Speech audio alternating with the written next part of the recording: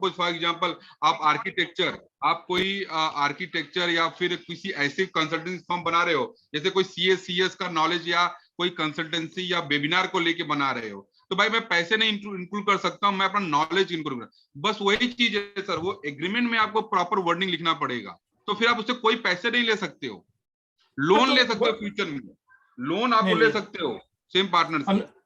नहीं, हम लोग पहले उसको सिर्फ पार्टनर करके ले लेते हैं, और उसका जैसे अपना एग्रीमेंट वगैरह सब हो गया तो वो जो है वो अपना एफडीआई जो है वो लेके आएगा उसी वक्त, और उसका अप्रूवल जो है वो साइमल्टेनियसली प्रोसेस होगा, जैसे ही उसका अप्रूवल आ जाएगा। टेक्निकल नो हाउ का ऑप्शन है सर, देखो मोड ऑफ आप देखिए, अगर कंट्रीब्यूशन आपने, अगर मैं एक बार फिर से फॉर्म दिखा देता हूँ, उसके अंदर मोड ऑफ ऑपरेशन, फॉर्म का बात नहीं है, मैं वही बोल रहा हूँ, हमने पहले जब फॉर्म किया तो विदाउट कंट्रीब्यूशन उनको हमने ले लिया, ठीक है, और उसी दौरान वो एफडीआई ला रहे हैं, और वो एफडीआई जो है वो 30 दिन में नहीं आया उनका, या अप्रूवल नहीं आया उसका, तो हम लोग जैसे ही अप्रूवल मिलता है उसके बाद में हम लोग उनका कंट्रीब्यूशन भी दिखा सकते हैं, उसमें हम लोग अप्रूवल भी जो है वो भी दिखा सकते हैं। तो उस वक्त हम लोग को खाली कंट्रीब्यूशन वाला क्लॉज जो है उसको अमेंडमेंट करके उसको नया हम लोग को एलएलपी एग्रीमेंट डालना पड़ेगा, ऐसा मुझे लगता है।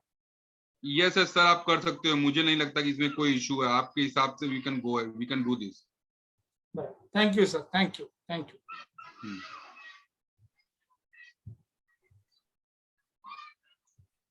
हाँ जी सर, आई थिंक अभी अगला सेशन चालू हुआ ही है, तो टाइम है अपने पास, तो फॉर्म 4 और फॉर्म 8 भी एक बार हम दिखा देते हैं, तो आई थिंक ये पूरा कंप्रिहेंसिव ही हो जाएगा।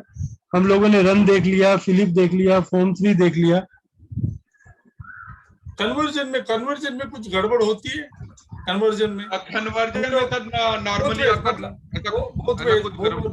बहुत वेज, मतलब समझो कोई नॉर्मल पार्टनरशिप है जो 1932 का पार्टनरशिप एक्ट है उसमें रहेगा, और उससे एलएलपी में, और एलएलपी से कंपनी में अगर कन्वर्जन करना है जी, तो वो हिसाब से क्या हो सकता है, मतलब कुछ दिक्कतें वगैरह आती है?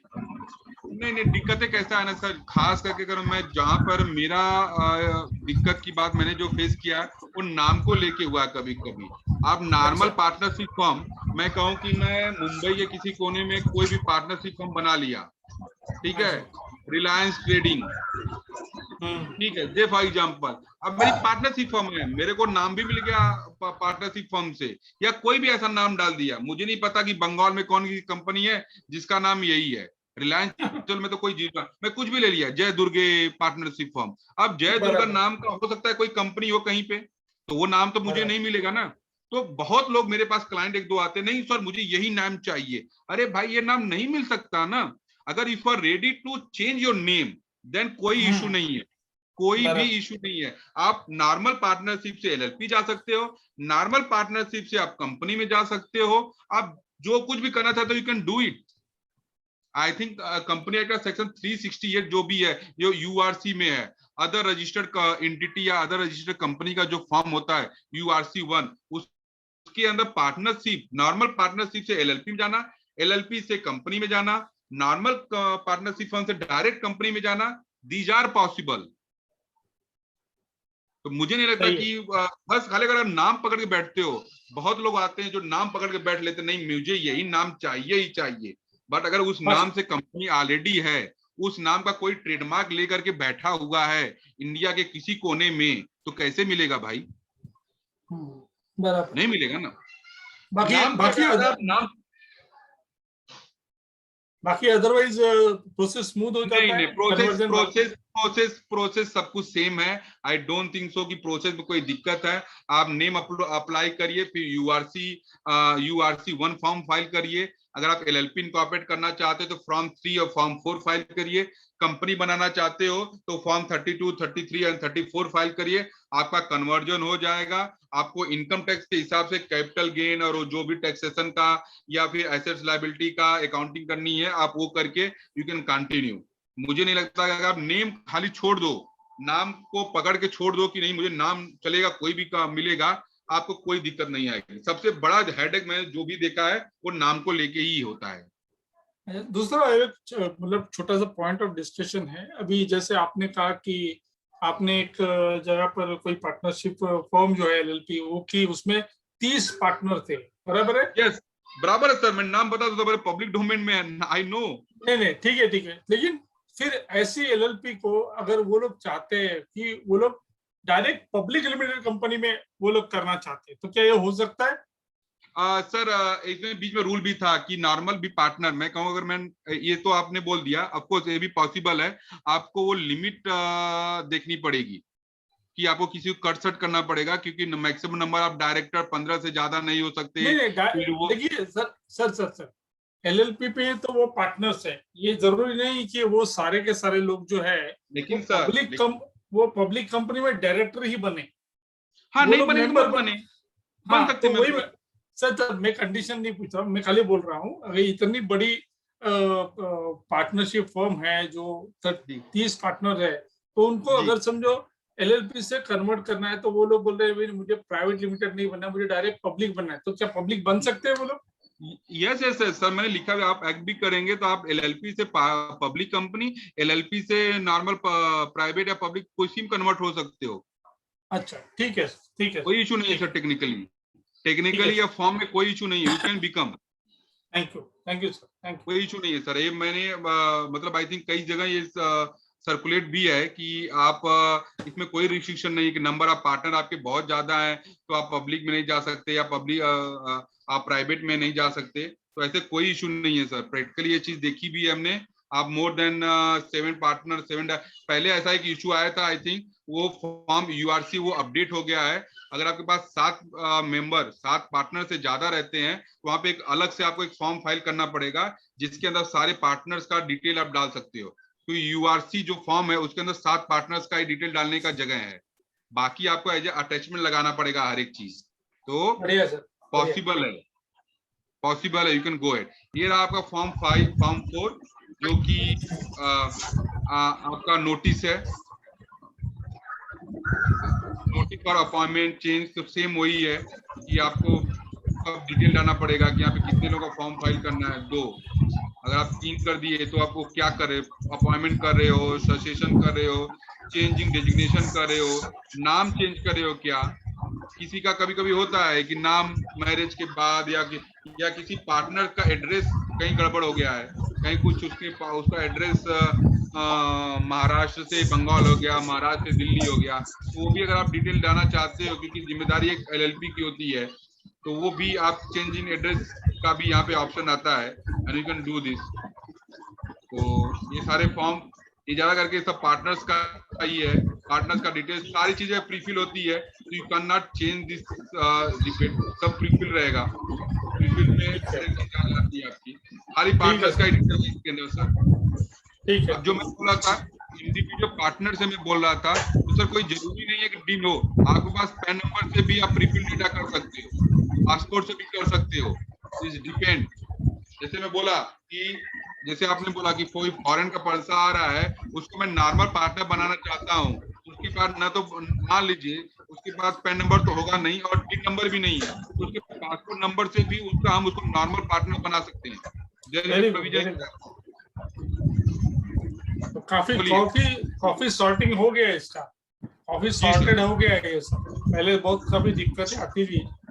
जी काफी इन्होंने मॉडिफाई कर दिया, हर एक चीज को लेकर के उन्होंने हर जगह प्रोविजन दे दिया। फॉरेन देखिए बहुत सारे लोगों का ये था कि मुझे फॉरेन से पैसा लेके एलएलपी बनानी है, मुझे कंपनी में नहीं जाना है, या जो कुछ भी ऑप्शन है, तो ये पासपोर्ट का डिटेल, एफडीआई का डिटेल, ये सारी चीजें उन्होंने इंक्लूड कर दी है फॉर्म में। बढ़िया सर, बढ़िया। तो ये सारी चीज ये पूरे फॉर्म का है। अगेन सेम वही जो मैं लास्ट टाइम फॉर्म 3 बनाया था कि आपको सब्सक्राइबर सीरीज इस वे में बना करके अटैचमेंट करनी रहेगी, तो ये पूरा फॉर्म है। तो दैट्स फॉर्म 4 का ये भी सर्टिफाइड कराना पड़ता है सर? हाँ सर, यस आपको फॉर्म 3 फॉर्म 4 आप चाहे सीएस या ICWA से सर्टिफाइड कराना पड़ेगा। बिकॉज क्या होता है कि ये फॉर्म में आप बता नहीं सकते ना कि जो डिटेल डाल रहे हो वो जो भी पार्टनर है या जो भी केवाईसी अटैच कर रहे हैं वो सही है गलत है, तो सर्टिफाई होता है तो मतलब आरओसी को दे से ना ये सही है या जो भी आपको है। तो अभी वो फॉर्म 8 और 11 थे ना, 8 डिक्लेरेशन ऑफ सॉल्वेंसी और 11 रिटर्न की शेयर ऐसे। Yes sir, 1 minute. I think बहुत इंफॉर्मेटिव जा रहा है, काफी कुछ नया पता चल रहा है, प्रैक्टिकल दिख रहा है।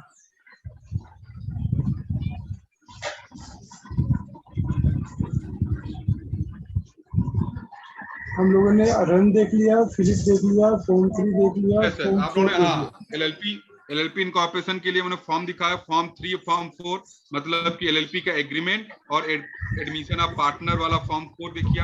नाउ फॉर्म 8 यानी कि अगर मैं जैसे मैं तभी बताया था अपने पीपीटी के दौरान, अगर आप एनुअल करते हो, एनुअल होगा, इंटरिम करोगे तो आपको यहाँ पे वो चार्जेस का पूरा डिटेल आ जाता है। तो इंटरिम सिर्फ चार्जेस के लिए है,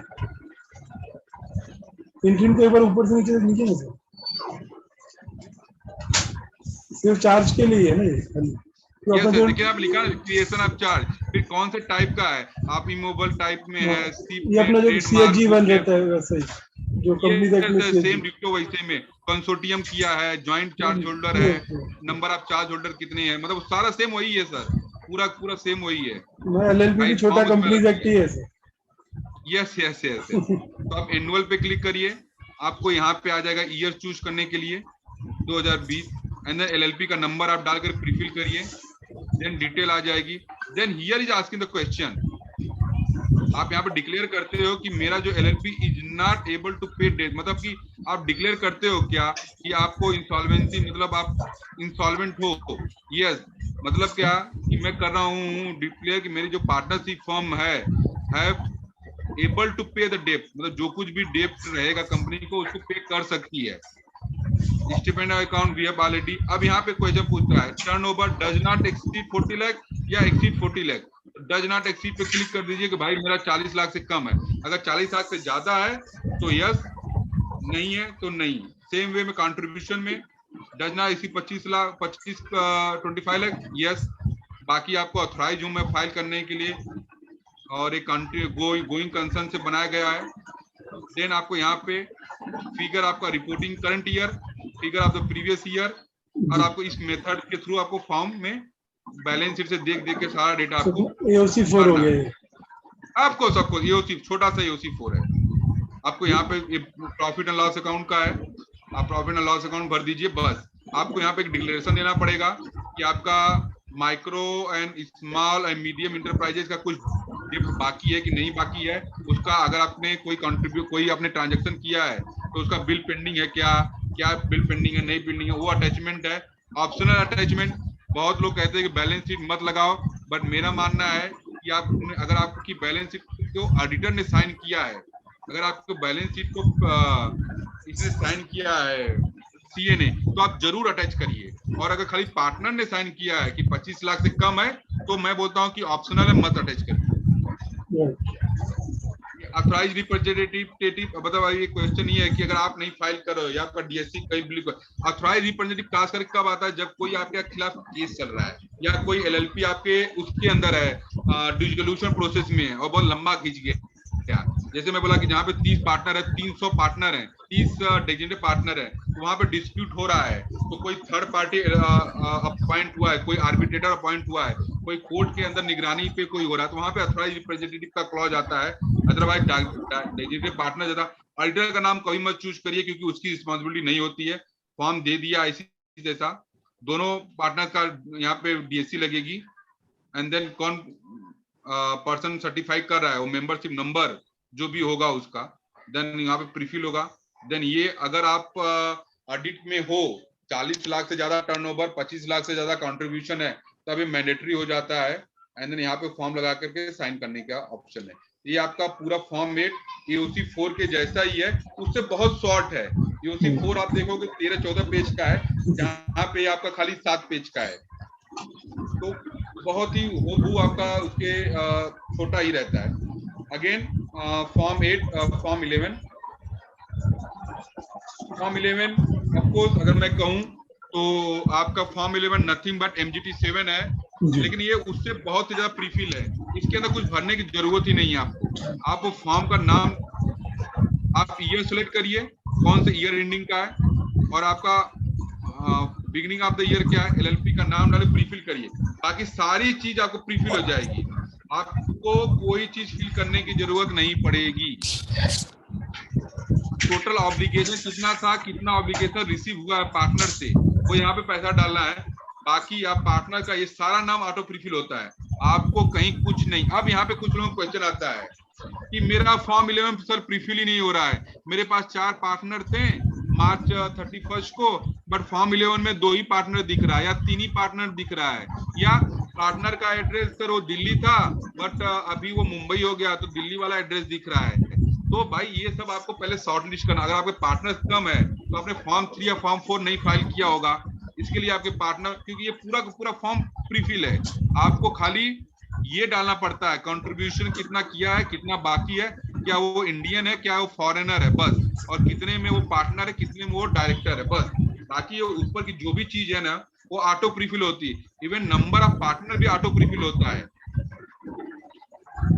बॉडी कॉर्पोरेट है क्या उसके अंदर, वो सब ऑटो प्रीफिल होता है। ये वाला जो डिटेल है ये ब्रैकेट में है कि कितने पार्टनर आपके थे, summary of designated partner on in 31 मार्च, तो आपको ये ऑटो प्रीफिल होता है। इसमें कुछ गलत है, आपके हिसाब से 3 पार्टनर था लेकिन एमसी 2 पार्टनर को दिखा रही है, तो इसका मतलब आपने उस पर्टिकुलर फाइनेंशियल ईयर में फॉर्म 3 और फॉर्म 4 आपने फाइल नहीं किया है, कहीं ना कहीं वो आपका कुछ ना कुछ कंप्लायंस छूट गया है, इसकी वजह से इस फॉर्म में वो रिफ्लेक्ट नहीं हो रहा है। तो सबसे पहले वो कंप्लायंस आप करेक्ट करिए, वो नॉन कंप्लायंस को आप पहले पूरा कंप्लाई करिए, उसके बाद आप फॉर्म 11 फाइल करिए।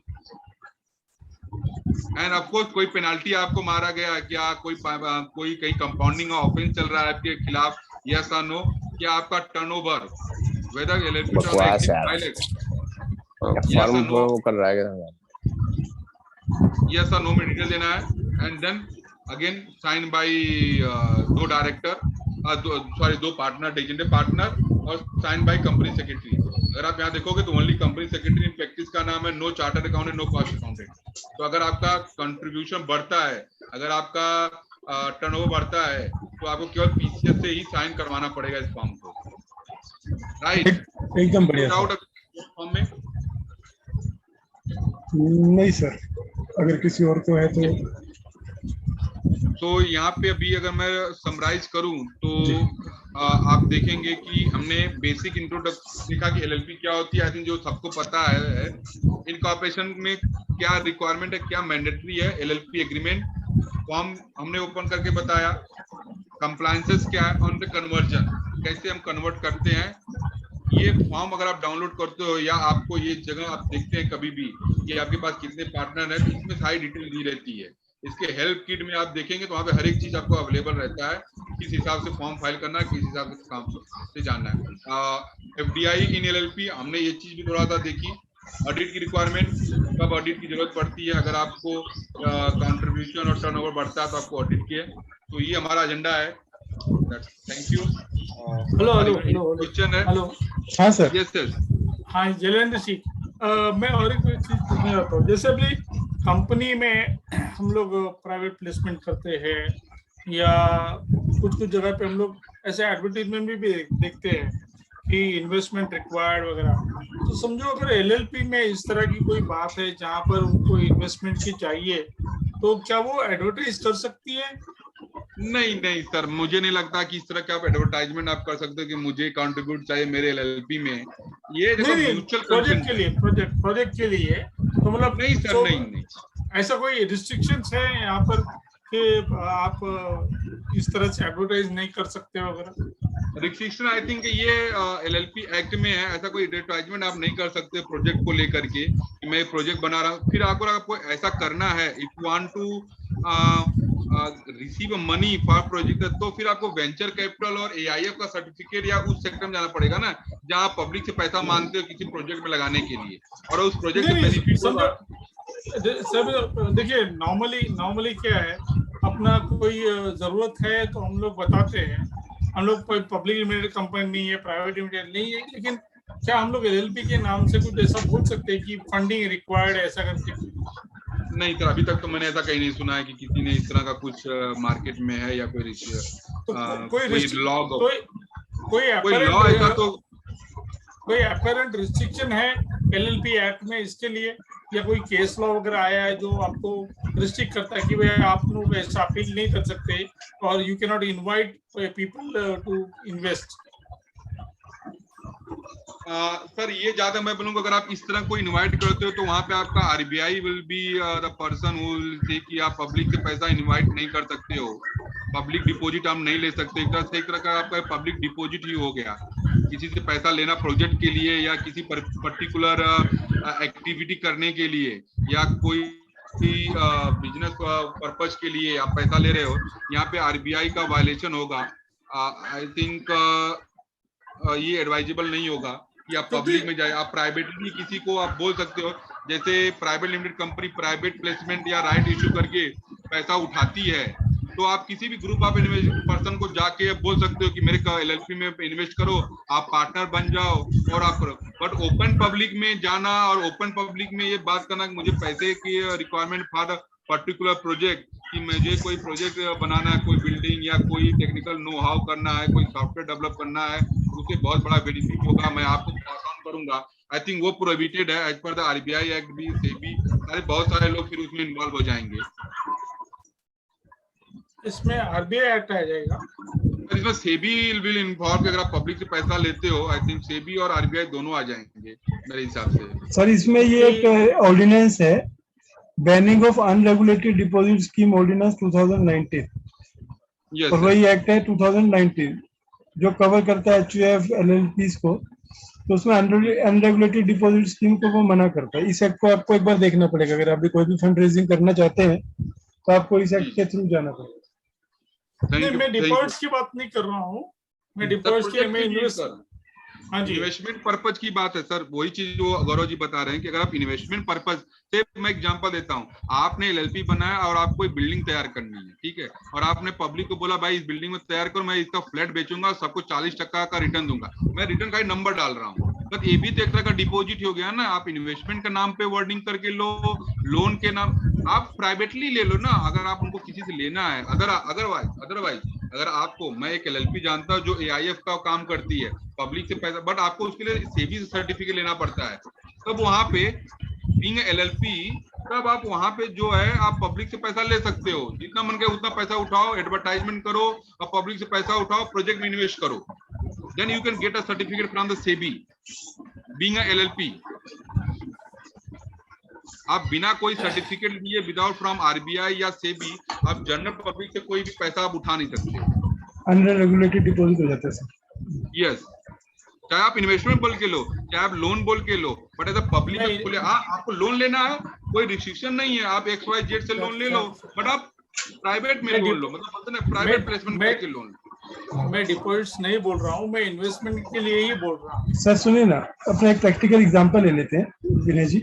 आप एक सिनेरियो लीजिए, अपन डिस्कस करते हैं ना, ये फोरम है इस चीज को डिस्कस करने के लिए, जो पॉइंट अपने कवर नहीं है। हाँ जी, कि लाइक आप एक सिनेरियो लीजिए, कोई भी पैसा हम कई तरीके से ले सकते हैं। अगर किसी एलएलपी को पैसा लेना है तो एक तो कैपिटल की फॉर्म पे ले सकते हैं, कैपिटल लेगी तो पर्सन पार्टनर बनेगा, हाँ राइट। अपनी कंपनी एक्ट में रिस्ट्रिक्शन है कि वही मैं बोल रहा हूँ, वही मैं बोल रहा हूँ। तो वहां पे अगर सर आप ये देखो, इन्होंने एग्जांपल दिया कि एक कंपनी एलएलपी ऐसी देखी जहाँ पे 300 पार्टनर थे, तो इसमें मतलब उस एलएलपी ने 300 लोगों से पैसा लिया, बट ये सर, और but by way of capital sir उन्होंने पब्लिक में एडवर्टाइज नहीं किया कि भाई आओ मेरे में बनो। मैं वही बोल रहा हूं, लेकिन देखिए ऐसे बहुत सारे एडवर्टीजमेंट्स हमने पहले भी देखे हैं जहां पर किसी प्रोजेक्ट में किसी पार्टनरशिप फर्म को या प्राइवेट लिमिटेड कंपनी को कोई इन्वेस्टमेंट की जरूरत थी, तो उन्होंने ऐसी इन्वेस्टमेंट की एडवर्टीजमेंट दी थी और उन्होंने जेन्युइन पार्टनर्स का ये इन्विटेशन जो है वो रखा था। तो ऐसी एडवर्टीजमेंट हमने टाइम्स ऑफ इंडिया में भी देखी है, महाराष्ट्र टाइम्स में भी देखी है और इकोनॉमिक टाइम्स में भी देखी है। इसके लिए मैंने पूछा। करेक्ट, मैं समझ गया सर। आप उस एलएलपी का डेटा चेक करेंगे ना, तो या तो वो बीसीएफ होगी या तो एआईएफ होगी। ठीक है, क्योंकि वो legally they can go ahead, project के लिए वो पैसा मान सकते हैं लीगली, बट आप without doing any certificate from RBI, I am sure इसके ऊपर, बिना आपको कोई सर्टिफिकेट लिए, बिना कोई अथॉरिटी लिए आप इस तरह से एडवर्टाइजमेंट नहीं दे सकते हो। ठीक है, कि आप आइए हमारे पास। आई थिंक विनय जी आप वही रेफर कर रहे हैं जो हम भी देखते हैं अखबारों में कि XYZ LLP require investor in its factory, वही आप बोल रहे हैं ना? वही मैं बोल रहा हूँ। हाँ, देखो देखिए कंपनी यहाँ पे दो अलग अलग पॉइंट है सर। एक तो लीगैलिटी की बात करते हैं और एक एडवर्टाइजमेंट इशू होने की बात करते हैं। जब हम वही मैं बोल रहा हूँ कि आप अपील कर रहे हो, तो क्या वो अलाउड है? तो नहीं है, तो नहीं है। तो मेरा यही बोलना है सर, इसमें दो LLP के पॉइंट ऑफ व्यू से दो प्रोविजंस लगते हैं। एक, आपको लोन्स अलाउड है, राइट? आप अभी इन्वेस्टमेंट कर रहे हैं, आपने लोगों को बुलाया, पीपल आपके पास आए, लेकिन LLP की फॉर्म कैसी है? जब तक आप एग्रीमेंट नहीं करोगे, जब तक आप उनसे कंट्रीब्यूशन नहीं लोगे, तब तक आप उनको पार्टनर नहीं बना सकते। बराबर है। तो कैपिटल कंट्रीब्यूशन के लिए तो हमेशा एक ज्वाइंट मीटिंग के लिए आपको लोग चाहिए जो एक्सप्रेशन ऑफ इंटरेस्ट देंगे। Like even government of India भी जब अपने स्टेक बेचते हैं तो भी एडवर्टाइजमेंट करती है कि मेरे को पार्टनर चाहिए ये शेयर्स खरीदने के लिए। तो एक पॉइंट तो ये है कि कैपिटल कंट्रीब्यूशन जब भी आएगा किसी भी फैसिलिटी में, तो वो थ्रू LLP एग्रीमेंट में चेंज होके आपके पास सिर्फ एक्सप्रेशन ऑफ इंटरेस्ट आएंगे, लेकिन कोई भी डायरेक्टली आपका पार्टनर नहीं बन सकता। और लॉ में, अगर आप लॉ की बात करें तो लॉ में कहीं नहीं लिखा हुआ है कि आप कॉल नहीं कर सकते। और हम लोग इंडियन पॉइंट ऑफ व्यू से चले कि अगर आपका MD बोलता है कि मुझे करना है, तो आपको पहला क्वेश्चन पूछेगा कहाँ लिखा हुआ है कि नहीं कर सकते। तो यहाँ तो अगर मैं वहां पे कंपनी सेक्रेटरी हूँ तो मैं बोलूंगा सर देखो, अनरेगुलेटेड डिपॉजिट स्कीम जो है, जो एक्ट है, उसके अंदर ये लिखा हुआ है कि जो भी चीज certain categories of deposit and certain category of persons, उनसे आप नहीं ले सकते। तो हमको अगर ये एनालिसिस करना है कि कैपिटल कंट्रीब्यूशन लेना है, अलग इशू है। सिक्योर्ड लोन भी अलाउड है, आपने देखा फॉर्म 8 में हम चार्जेस फाइल करते हैं, तो कंपनी आप प्रोजेक्ट के लिए लोन भी ले सकती है, तो लोन फाइनेंसिंग भी अलाउड है। लेकिन जो नॉर्मल डिपॉजिट की बात करते हैं, जैसे पोंजी स्कीम्स होती है कि आप सब हमारे प्लांटेशन में पैसा लगाइए अनरेगुलेटेड, उसके बदले में हम आपको रिसीट देंगे, वो अलाउड नहीं है सर, क्योंकि वो अनरेगुलेटेड डिपॉजिट में आएगा। बाकी जो structured form of money taking है वो अलाउड है। LLP एक्ट में मैंने कोई रिस्ट्रिक्शन नहीं देखी है। और अगर कहीं पर हाँ, तो अगर आप गूगल में भी इसको सर्च मारेंगे तो वहां पे भी यही क्लियर कह रहा है कि LLP एक्ट में किसी तरह की कोई रिस्ट्रिक्शंस नहीं है। जब आप ये बता रहे थे कि LLP देखिए 300 की, तो मेरे को पहला दिमाग यही आया कि प्राइवेट प्लेसमेंट का तो अल्टरनेटिव रूट है ये। कि अगर मेरे को प्राइवेट प्लेसमेंट में 200 से ज्यादा कंपनी से रोकता है, तो मैं क्यों नहीं LLP में 200 से ज्यादा पार्टनर बना के उसको पब्लिक लिमिटेड कन्वर्ट कर लूं। हाँ जी, वही तो मैंने एक सवाल पूछा था वहां से। हाँ, तो सर वो अपना इंडियन माइंड है, वो चलेगा रास्ते निकालने के लिए। लेकिन अगर हम आप यही चीज करते हैं सर, बहुत लोग मुझे बताया ना कि कैसा होता है कि जो भी लूप होल्स है LLP एक्ट में, जो भी उसकी रिस्ट्रिक्शन या जो भी बेनिफिट है कंपनी से हटके, उसका वो बेनिफिट लेते हैं LLP इनकॉर्पोरेट करके। क्योंकि जब मुझे भी ये पता नहीं था कि जब भी मुझे वो डेटा आया देखने के लिए कि इस LLP में 300 पार्टनर हैं और करीब 30 प्लस डेजिग्नेटेड पार्टनर है, तब भी मुझे समझ में नहीं आया। पर मेरे ख्याल से सर कहीं लिमिट होगी, ऐसा नहीं है, कहीं तो लिमिट होगी कि LLP में मैक्सिमम कितने पार्टनर हो सकते हैं, पार्टनरशिप में कितने? नहीं होगी सर। सर PPT बनाया तो मुझे तो मिला नहीं था, मैं ढूंढा था इस चीज को। नहीं, मेरे ख्याल से नहीं सर, ये कंपनी एक्ट में है। कंपनी एक्ट में ऐसा लिखा हुआ है कि you can not form any other form if your member exceeds this much. जहां तक मेरा कंपनी एक्ट का इंटरप्रिटेशन है, शुरुआत में ही करोगे सर, वही चीज है जो उन्होंने बोला, कन्वर्ट करोगे तो कन्वर्जन के समय आप पार्टनर, मतलब बोलते हैं ना कि अगर मेरे पास 2 ही पार्टनर हैं और 2 ही LLP में कंट्रीब्यूटर है, तो मुझे पब्लिक कंपनी बनानी है, मुझे कहीं ना कहीं से 7 का वो आंकड़ा तो पूरा करना पड़ेगा ना, 7 शेयर होल्डर का और 3 डायरेक्टर का। तो ऐसे ही अगर मेरे पास बहुत ज्यादा हैं तो मुझे कम तो करने पड़ेंगे ना। मैं उसकी भी नहीं कह रहा हूँ, तो मैं वो कंपनी नहीं कर रहा हूँ, मैं LLP पॉइंट ऑफ व्यू को खाली बता रहा हूँ। अगर आपको कन्वर्ट करना है तो आपको कंपनी एक्ट फॉलो करना पड़ेगा, जो कंपनी एक्ट में लिखा हुआ है जी। तब आप LLP नहीं हो कि आप बोल लो कि मेरे पास तो 3000 पार्टनर हैं, इतने डायरेक्टर हैं, वैसा है वैसा, मैं ऐसे ही करूंगा, मेरे को कंपनी बना दो। तो नहीं, तो बोलेंगे ठीक है आप LLP भैया सही हो। नहीं, बहुत बढ़िया है सर। अगर आपको कंपनी बनना है, अगर आपको प्राइवेट कंपनी या लिमिटेड कंपनी बना तो उसका रूल्स रेगुलेशन जो है, minimum number of director, minimum number of share holder, आपको maximum number of director, maximum number of share holder, अगर प्राइवेट कंपनी हो तो 200, वो सारी चीज तो फॉलो करना पड़ेगा, तभी आप बनो, वरना रहो वही जो आपको रहना है। आई थिंक सर आपने बहुत अच्छा एक्सप्लेन किया है। स्टिल अभी भी अगर 5 मिनट है हमारे पास, अगर कोई भी किसी तरह का क्वेश्चन है विकास जी, विनय जी, तो प्लीज आप फील फ्री, आप इनसे पूछिए। अगर स्टिल आपको कोई रिजॉल्व रहता है, बाद में कोई क्वेश्चन आता है, तो आप स्टिल आप उनसे बात कर सकते हैं।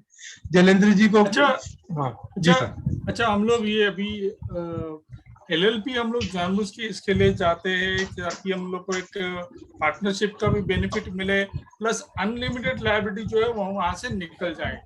अब ऐसी सूरतों में बैंकों के लिए ये कितना अट्रैक्टिव होता है? अगर आपके पास में ऐसा कोई प्रैक्टिकल एक्सपीरियंस हो बताइए, बैंकों के लिए ये कितना अट्रैक्टिव होता है कि कोई बैंक आपको एलएलपी के लिए लोन दे?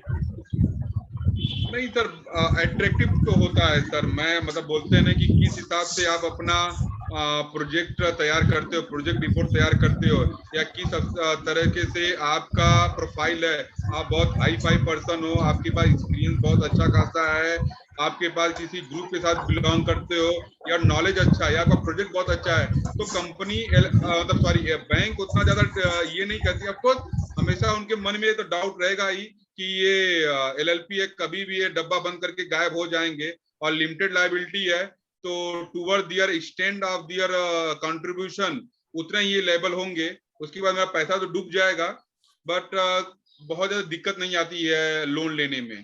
ऐसे अगर आपका प्रोजेक्ट और आपका प्रोफाइल बहुत अच्छा है, अगर आप बोलूं कि बैंक के थ्रू आप बहुत अच्छे से जानते हो या जो कुछ भी है, तो मुझे नहीं लगता कोई इश्यू होता है लोन लेने में।